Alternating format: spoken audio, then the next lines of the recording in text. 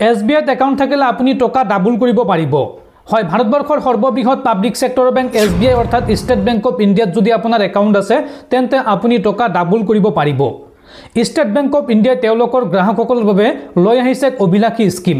এই স্কিমত ধন বিনিয়োগ কৰিলে আপোনাৰ টকা ডাবল হৈ পৰিব। কি স্কিম লৈ আহিছে, কেনেকৈ বিনিয়োগ কৰিব, কিমান টকা আপোনালোকে ৰিটাৰ্ণ পাব, সবিশেষ তথ্য আপোনালোকক এইটো ভিডিঅ'ত জনাম।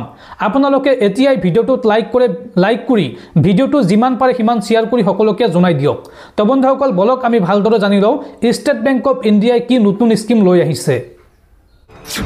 দৰ্শকসকল, আপোনালোকক ভিডিঅ'ৰ আৰম্ভণিতে কৈ দিছোঁ, আপোনালোকে ভিডিঅ'টো সম্পূৰ্ণ শেষলৈকে চাওক, নহ'লে কিন্তু আপোনালোকে বুজি নাপাব। ষ্টেট বেংক অফ ইণ্ডিয়াৰ এই নিৰাপদ স্কিমত একেলগে আপুনি লাভ কৰিব 24 লাখ টকা। ইয়াত বিনিয়োগ কৰিলে আপুনি সুদেই লাভ কৰিব 10,90,926 টকা।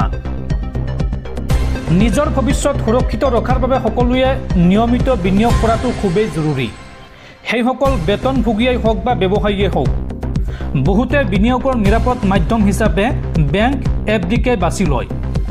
কোনোৱে আকৌ শ্বেয়াৰ বজাৰ কিংবা মিউচুৱেল ফাণ্ডতো বিনিয়োগ কৰে। এই ক্ষেত্ৰত অৱশ্য কিছু পৰিমাণে ৰিস্কো থাকে, কিন্তু ৰিটাৰ্ণ বেংক FDতকৈ বেছি হয়। ভাৰতৰ বিনিয়োগকাৰীৰ মাজত সকলোতকৈ ভৰসাযোগ্য আৰু নিৰাপদ স্কিমসমূহৰ মাজত অন্যতম হৈছে পাব্লিক প্ৰভিডেণ্ট ফাণ্ড বা PPF। এয়া এনে এক বিনিয়োগৰ স্কিম যি দীৰ্ঘম্যাদী বিনিয়োগত সহায়ক। আনকি PPF স্কিমত ৰিটাৰ্ণো বেছি পৰিমাণে পোৱা যায়। ফলত যিসকলে নিৰাপদ বিকল্প বিচাৰে তেওঁলোকৰ বাবে PPF বিশেষভাৱে জনপ্ৰিয়। দেশৰ বৃহত্তম চৰকাৰী bank state bank of India বা SBIত PPF একাউণ্ট খুলিব পাৰে। দীৰ্ঘম্যাদী বিনিয়োগ কৰাৰ মাধ্যমেৰে বিনিয়োগকাৰীয়ে নিজৰ ভৱিষ্যত সুৰক্ষিত কৰিব পাৰে। আৰু সেই হিচাপ মানি কোনোৱে যদি প্ৰতি বছৰে 90,000 টকাকৈ PPF স্কিমত বিনিয়োগ কৰে তেন্তে তেওঁ 15 বছৰত পাব পাৰে 24.40 লাখ টকা। ফলত সৰ্বমুঠ মুনাফা হ'ব পাৰে 10.90 লাখ টকা, অৰ্থাৎ 10,90,000 টকা। আৰু সকলোতকৈ ডাঙৰ কথা এয়াই যে এই মুনাফা কিন্তু সম্পূৰ্ণভাৱে টেক্স ফ্ৰী হয়, অৰ্থাৎ আপুনি চৰকাৰক কোনো ধৰণৰ টেক্স দিব নালাগে। হিচাপ অনুসৰি বিনিয়োগকাৰীয়ে এক বছৰত 90,000 টকা বিনিয়োগ কৰিব পাৰে আৰু এয়া 15 বছৰ পৰ্যন্ত চলাই যাব লাগিব। মেয়াদপূৰ্তি পৰ্যন্ত বিনিয়োগকাৰীয়ে জমা কৰিব মুঠ 13,50,000 টকা, অৰ্থাৎ আপুনি এই 15 বছৰত 13,50,000 টকা জমা কৰিব বেংকত।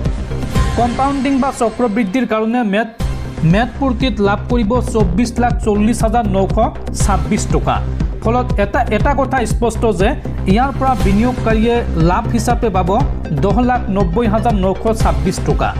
দৰ্শকসকল, আপোনালোকে নিশ্চয়তা বুজি পাইছে, ভাৰতবৰ্ষৰ সৰ্ববৃহৎ পাব্লিক সেক্টৰৰ বেংক SBI অৰ্থাৎ ষ্টেট বেংক অফ ইণ্ডিয়াত যদি আপুনি PPF একাউণ্ট খুলি ধন জমা কৰে প্ৰতি বছৰে 90,000 টকাকৈ, তেতিয়াহ'লে আপোনাৰ 15 বছৰত মুঠ জমা হ'ব 13,50,000 টকা আৰু আপুনি ৰিটাৰ্ণ পাব, অৰ্থাৎ ঘূৰাই পাব 24,40,926 টকা।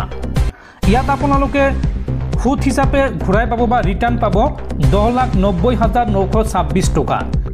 এইটো কিন্তু এটা সম্পূৰ্ণ নিৰাপদ স্কিম। গতিকে যদি আপোনালোকে এই PPFত ধন বিনিয়োগ কৰিম বুলি ভাবিছে তেন্তে আপুনি আপোনাৰ ওচৰৰ ষ্টেট বেংক অফ ইণ্ডিয়াৰ ব্ৰাঞ্চত গৈ আপোনালোকে এই সন্দৰ্ভত সবিশেষ তথ্য জানিব পাৰিব আৰু ইয়াতে PPF একাউণ্ট খুলি আপোনালোকে ধন বিনিয়োগ কৰিব পাৰিব।